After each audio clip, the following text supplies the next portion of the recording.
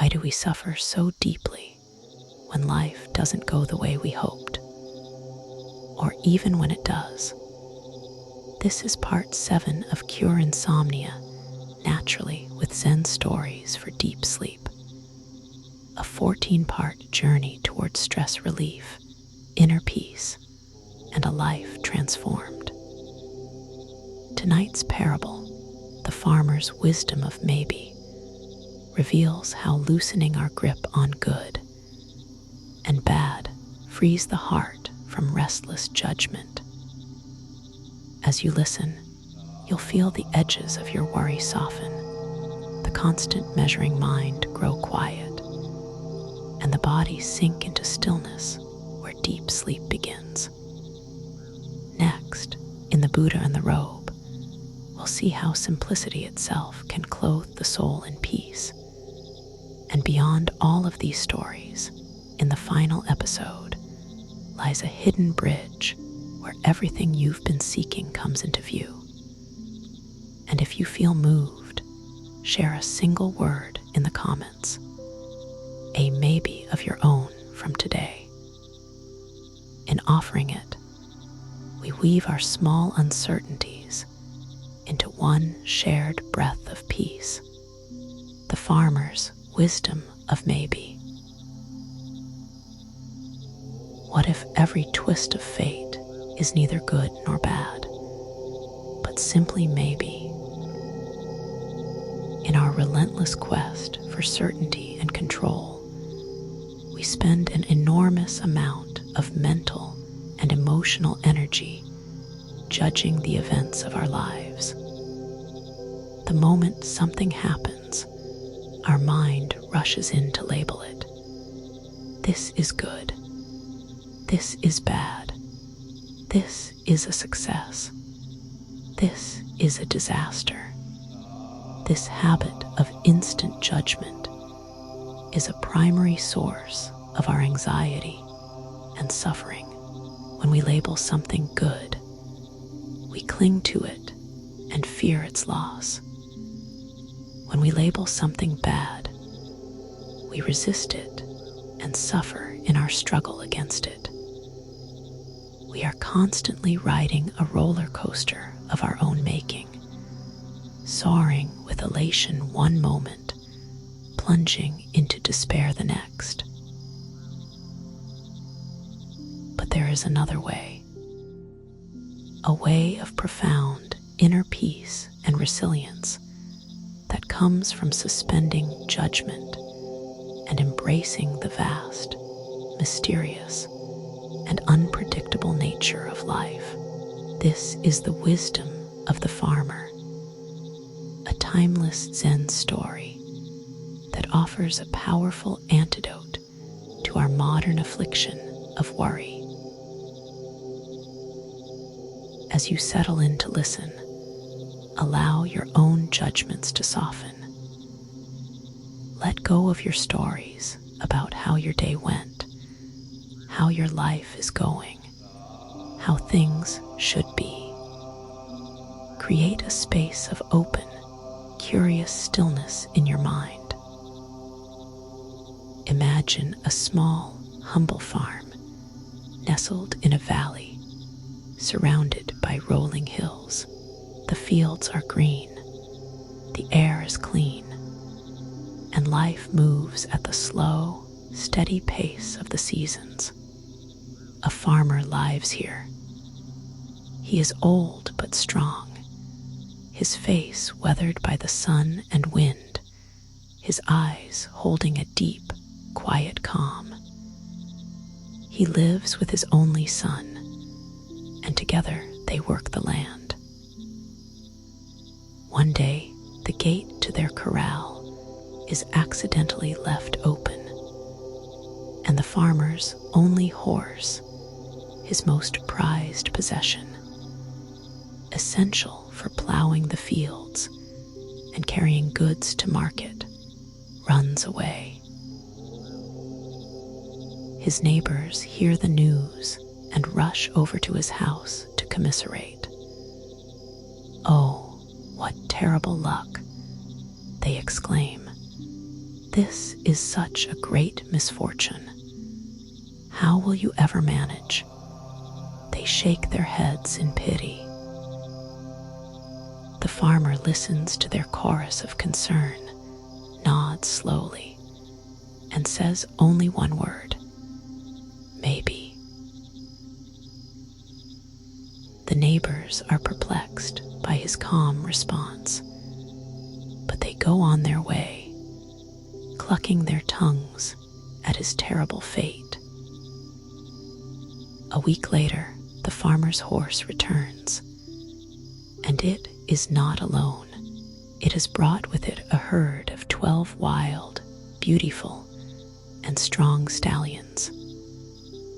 Suddenly, the farmer is not just prosperous, he is wealthy. The neighbors, hearing of this incredible turn of events, rush back to the farmer's house, their faces beaming with excitement. "What amazing luck!" they shout. "This is such a wonderful blessing. Your misfortune has turned into a great fortune." The farmer stands in his field, watching the magnificent horses. He listens to his neighbor's congratulations, nods slowly, and once again, he says only, "maybe." The neighbors are again baffled, but they leave him to his newfound wealth, whispering about his strange, detached nature. The farmer's son, eager to help with their new assets, begins the difficult work of taming the wild stallions. A few days into the training, one of the powerful horses rears up unexpectedly, throwing the son to the ground.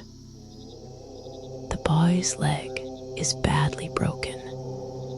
He will be unable to walk, let alone help with the farm work, for many months. The neighbors, ever present, hear the news and come running. "Oh, what a tragedy," they cry. "Your great fortune has brought you this terrible disaster. Your son is injured, and you are old. This is the worst luck of all." The farmer sits by his son's bedside, his expression still calm and unreadable. He looks at his neighbors, and for the third time, he offers the same quiet reply: "Maybe." A few weeks later, the emperor's army marches into the valley. They are conscripting every able-bodied young man for a brutal and hopeless war being fought in a distant land. The soldiers go from house to house, taking the sons from their weeping families. When they come to the farmer's house, they see his son lying in bed with his broken leg. "He is no use to us," the captain says, and they march on, leaving the boy behind. And so, the farmer's son is spared from an almost certain death in the war. The story often ends there, but you can imagine the neighbors returning, and you can imagine the farmer's response. This parable is a profound teaching on the limitations of human perception. We see such a tiny sliver of reality. An event happens, and we rush to judge it based on its immediate consequences, completely unaware of the intricate, invisible web of causes and effects that will unfold from it over days, years, or even lifetimes. The farmer's wisdom is not one of apathy or indifference. He is deeply engaged with his life. He works his farm. He cares for his son. But he does not cling to his interpretations of events. He leaves room for mystery. He leaves room for the unknown. He adopts a maybe mindset to face uncertainty without judgment. In the language of Buddhist psychology, this is the practice of upekkha, or equanimity. It is a spacious, balanced state of mind, rooted in the understanding that we cannot control the flow of life, but we can control our relationship to it. It is the wisdom to know that what looks like a dead end might be a doorway. What looks like a disaster might be a hidden grace. What looks like a victory might contain the seeds of a future challenge. This is a powerful antidote to the anxiety that plagues so many of us. Anxiety is born from the desire to know the future and control it. The maybe mindset gently releases that desire. It allows you to rest in the uncertainty of the present moment without the need to label it or predict its outcome. Think about something you are worried about right now. A situation at work, a health concern, a relationship issue. You have a story about it, a story that says, "This is bad. This is a problem. This is going to lead to a terrible outcome." Can you, just for a moment, hold that story a little more lightly? Can you introduce a gentle maybe? My project at work is failing. This is a disaster. Maybe this failure will open a door to a new opportunity I can't yet see. Maybe it will teach me a lesson I desperately need to learn. I am feeling unwell. This is frightening. Maybe this is my body's wise signal to slow down and rest. Maybe this will lead me to adopt healthier habits that will serve me for the rest of my life. In maybe, we find peace, letting life unfold without our labels. This doesn't mean you do nothing. The farmer still tended his broken-legged son. You still go to the doctor. You still work on your project. But you do it from a place of calm, responsive action, rather than frantic, fearful reaction. You unhook yourself from the emotional roller coaster. This is a profound technique for restful sleep.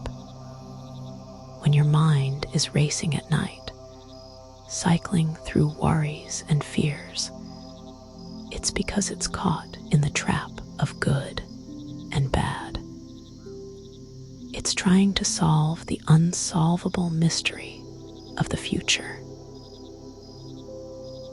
You can gently introduce the farmer's wisdom. To every worried thought, you can offer a quiet, internal maybe. I won't be able to handle that meeting tomorrow. Maybe.